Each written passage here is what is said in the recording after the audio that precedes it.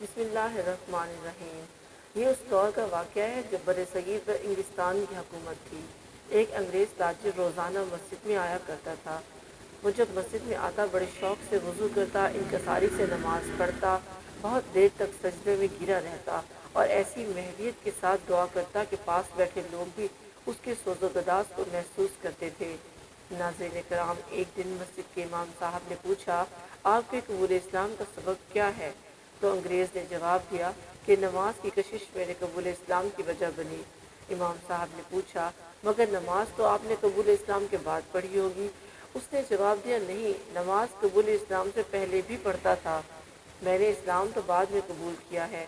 امام صاحب نے حیران ہو کر کہا، یہ بڑی عجیب بات ہے، میں سمجھ نہیں سکا، کیا آپ ذرا تفصیل سے بتائیں گے کہ اسلام سے پہلے نماز تک آپ کی رسائی کیسے ہوئی؟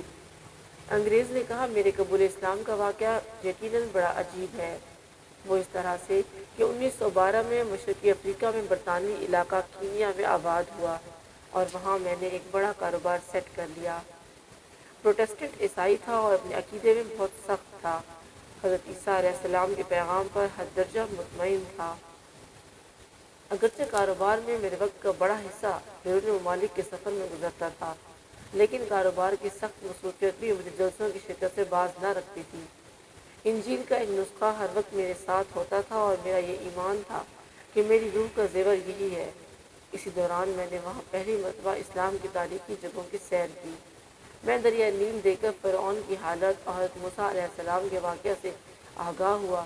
میں نے وہاں کے مشہور تاریخی اور دینی ادارے جامعہ ازہر کی زیارت کی، مسجد محمد علی کبیر، مسجد محمد حسین اور مسجد سیدہ کو دیکھا۔ ان زیارتوں کا میرے دل پر خاص اثر ہوا۔ اس کے بعد میں کثرت سے مصر جانے لگا۔ آہستہ آہستہ میری یہ حالت ہو گئی کہ جب بھی کاروبار سے ذرا فارغ ہوتا، ایک اندرونی جذبہ میرے دل کو پکڑ لیتا اور مجھے اسلامی مسجدوں میں لے جاتا۔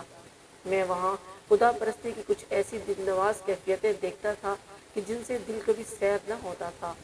وہاں ایک شخص ایک اونچے مینار پر کھڑا ہو جاتا، آذان دیتا، جس سے مسجد کی فضائیں جھومنے لگتی تھیں۔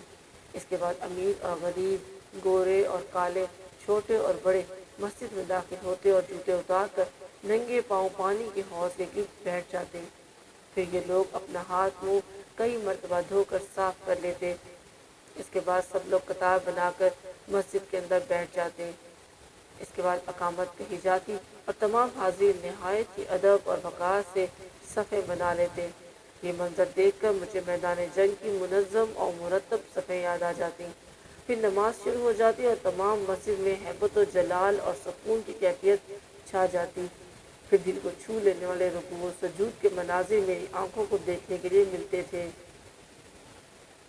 یہ مناظر مجھے بہت دلکش لگتے ہیں اور یہ کہ جس شخص میں ذرا بھی عقل و احساس موجود ہو وہ ان سے متاثر ہوئے بغیر نہیں رہ سکتا تھا۔ دیکھنے والے کو اللہ تعالیٰ کی شان نظر آتی تھی اور انسان محسوس کرتا تھا گویا اس دنیا سے بلند ہو کر کسی دوسرے عالم میں کھینچا جا رہا ہو۔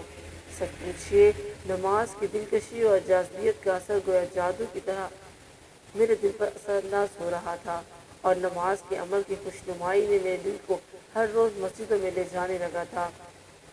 کاش میں ان کے ساتھ شامل ہو سکتا۔ صفیں باندھی تو میں خیال کرنے لگتا، اے کاش میں بھی دوڑ کر ان کے ساتھ مل جاؤں۔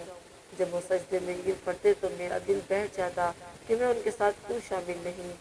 آخر میرے دل میں خیال آیا کہ ایک بار میں بھی نماز پڑھ کر تو دیکھوں کیسا روحانی سکون ملتا ہے۔ جب میں نے پہلی دفعہ نماز پڑھی تو مجھے ایسا روحانی سکون ملا جو زندگی میں مجھے کبھی نہیں ملا۔ دوسرے مسلمانوں کے ساتھ نماز پڑھنا شروع کر دی۔